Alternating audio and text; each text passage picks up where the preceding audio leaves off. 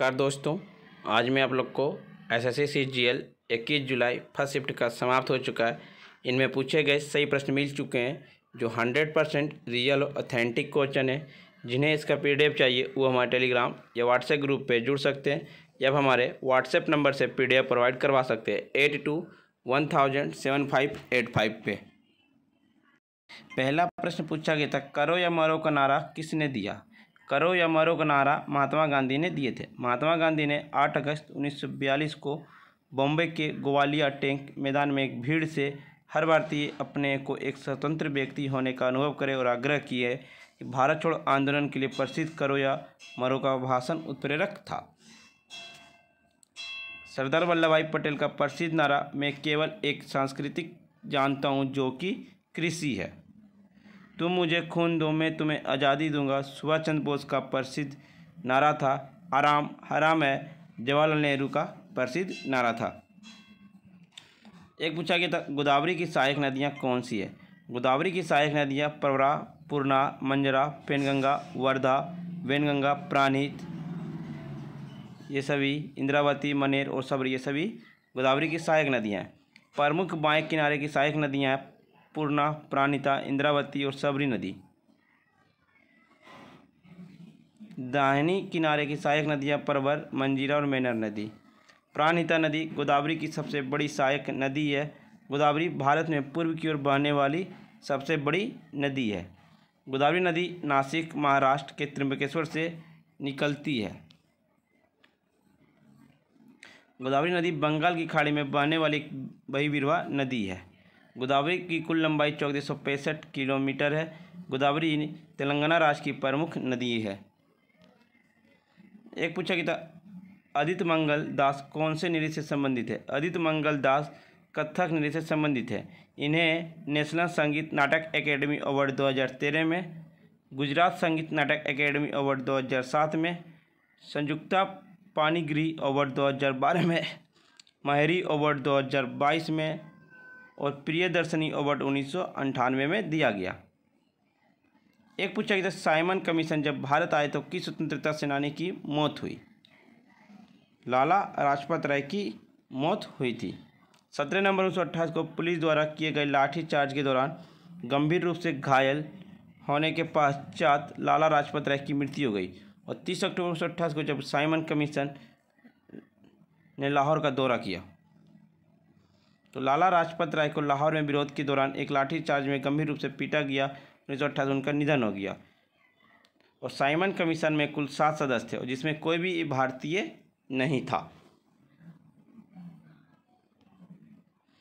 एक पूछा गया, कांग्रेस की गठन कब हुआ? कांग्रेस का गठन 28 दिसंबर 1850 ईस्वी को हुआ था। भारतीय राष्ट्रीय कांग्रेस का गठन 1885 में एक सेवानिवृत्त ब्रिटिश सिविल सेवक एलन ऑक्टेवियन ह्यूम द्वारा किया गया था। अन्य संस्थापक सदस्य में दादा भाई नौरोजी और दिनेश वाचा शामिल थे।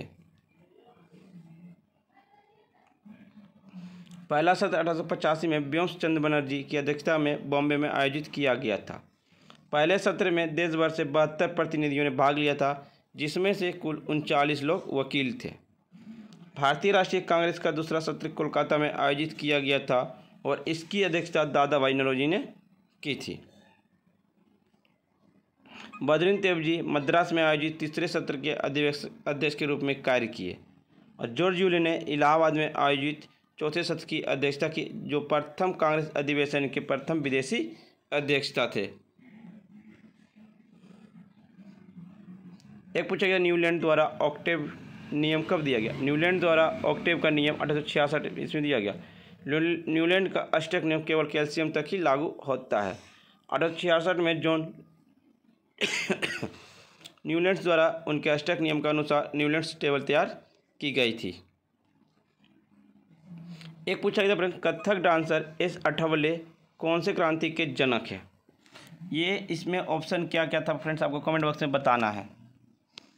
एक आया था, वित्त आयोग किसे रिपोर्ट देता है? वित्त आयोग आपका राष्ट्रपति संसद के दोनों सदनों के समक्ष वित्त आयोग रिपोर्ट प्रस्तुत करता है।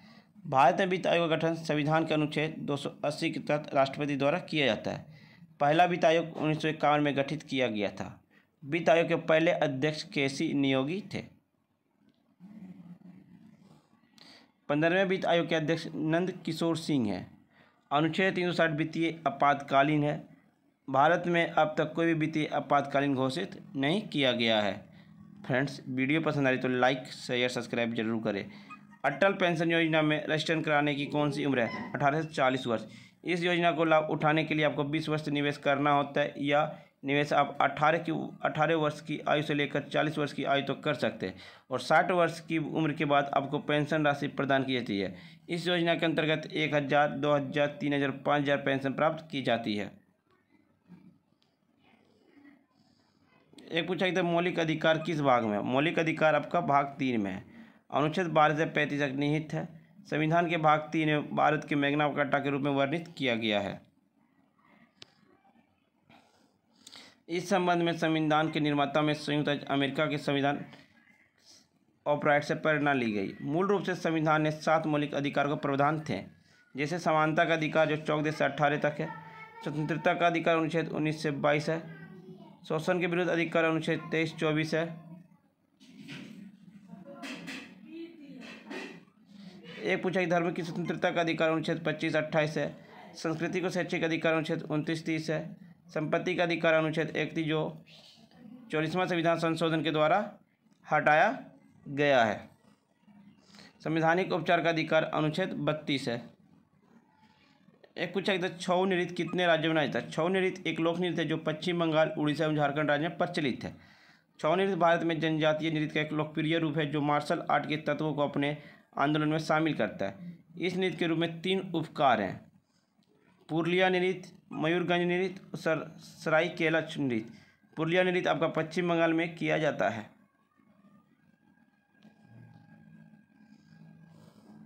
भारत में प्रत्येक वर्ष 26 जनवरी को कौन सा महत्वपूर्ण दिन मनाया जाता है? गणतंत्र दिवस के रूप में मनाया जाता है।